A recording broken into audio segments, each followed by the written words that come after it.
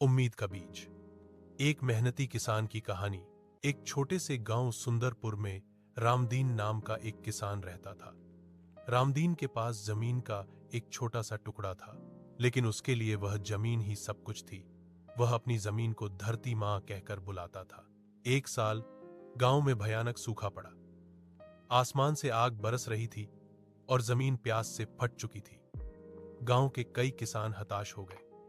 कुछ ने खेती छोड़ दी और शहर मजदूरी करने चले गए, तो कुछ भगवान को कोसने लगे। लेकिन रामदीन ने उम्मीद नहीं छोड़ी। वह रोज सुबह अपने सूखे खेत में जाता और हल जोतने लगता। पसीने से लथपथ रामदीन को देखकर गांव वाले उसका मजाक उड़ाते। एक पड़ोसी ने उससे पूछा, रामदीन, तुम पागल हो गए हो क्या? आसमान में बादलों का नामो निशान नहीं है, जमीन पत्थर जैसी हो गई है, फिर भी तुम रोज हल क्यों चलाते हो?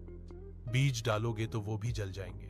रामदीन ने माथे से पसीना पोंछते हुए मुस्कुराकर जवाब दिया, मैं जानता हूं भाई कि अभी बारिश नहीं होगी, लेकिन मैं हल इसीलिए चला रहा हूं ताकि मेरी जमीन को यह न लगे कि उसका बेटा उसे भूल गया है, और कहीं ऐसा न हो कि जब बारिश आए तब तक मैं और मेरे बैल खेती करना ही भूल जाएं। उसकी यह बात सुनकर पड़ोसी हंसते हुए चला गया, लेकिन रामदीन अपने काम में लगा रहा। वह रोज खेत की गुड़ाई करता, सूखी घास हटाता और आसमान की ओर उम्मीद से देखता। महीने बीत गए। एक दिन अचानक हवा का रुख बदला। ठंडी हवा बहने लगी और देखते ही देखते आसमान में काले बादल घिर आए।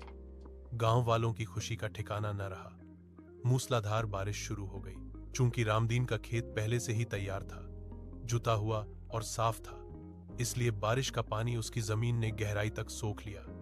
बाकी किसानों के खेत सूखे